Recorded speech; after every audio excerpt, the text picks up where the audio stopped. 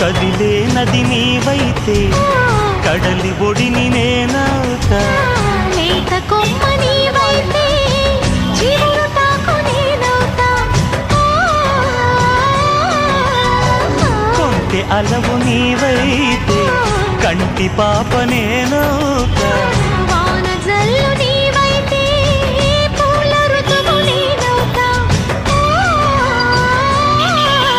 మోగుతోంది సన్నాయి ముద్దు ముద్దుగా, విచ్చుకుంది పున్నాగా వెచ్చవెచ్చగా.